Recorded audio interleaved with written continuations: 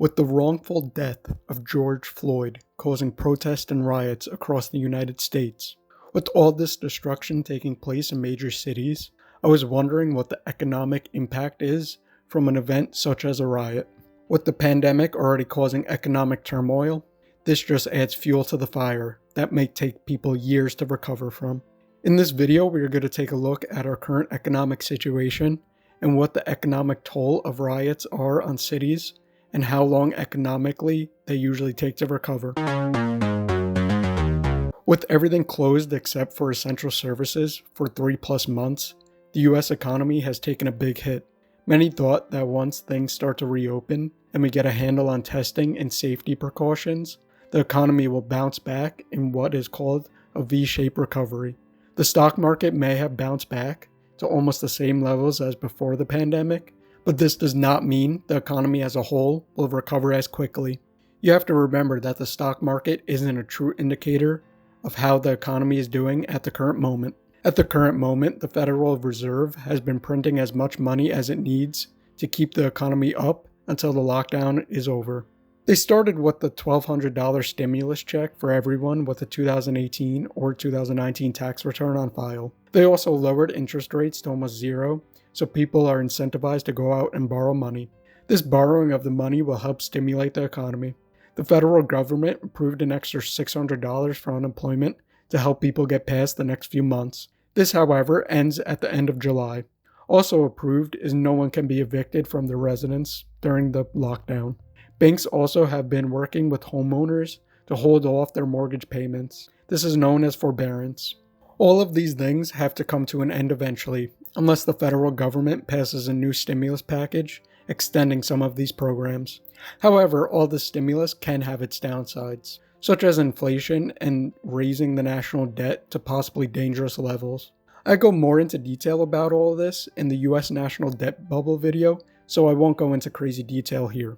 Even with all the stimulus, struggling companies such as Hertz, J.Crew, Nordstrom's, and other retailers are filing for bankruptcy. As these stimulus programs come to an end, we will truly start to see how well people are holding up financially.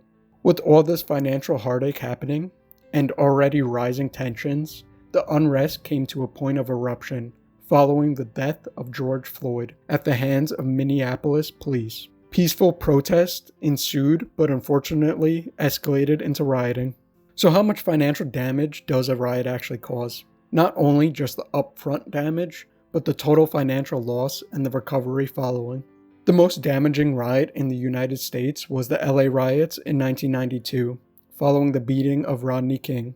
The physical damage of the riot was estimated around $1 billion, but the total cost to the city's economy was much worse than just the physical damage. It is estimated that the city lost around $4 billion in taxable sales, and over $125 million in direct revenue from sales tax. So the total loss to the city is more than $5 billion. This gives the city less money to start to rebuild from all the damages that occurred during the riots. This is also not adding the lingering effect riots have on an area. Even after the riots are over, many people feel that the area is unsafe to return. Local store owners pick up and move elsewhere, fearing that this can happen again. Riots also deter bigger companies from coming in and establishing jobs. I mean, if you think about it, who would build a factory someplace where they fear there is a reasonable risk that it will be burnt to the ground? The home values in that area also fall significantly, as people don't want to move into an area where riots happened. Once property values begin to fall, school districts begin to suffer, as many schools are funded based on property taxes, which are based on home values. Riots also lower tourism in the area, and many local businesses thrive on the tourist market. Even after the riots end, tourists see that area as unsafe and destroyed. It takes a while for these sentiments to wear away and the tourist population to pick back up again. Economic activity in the area affected in the LA riots didn't pick up for at least 10 years. In the same year as the LA riots, Miami was hit by Hurricane Andrew. The Category 5 hurricane destroyed over 25,000 homes and damaged over 100,000 others. The total damages caused by the hurricane was around $25 billion. The difference, though, is that the federal government has money put aside for disaster relief. They also mobilize faster and start rebuilding more quickly after a hurricane than a riot. The lingering effects don't last as long either. Once Hurricane Andrew hit and the destruction was done, that was it. The damage was a lot more, but the recovery was a lot quicker compared to the LA riots. This is not only a combination of government response, but also investors and business owners feeling more comfortable returning to the Miami area. The LA riots were economically devastating to the area, but you also have to remember that the riots were not on top of a global pandemic.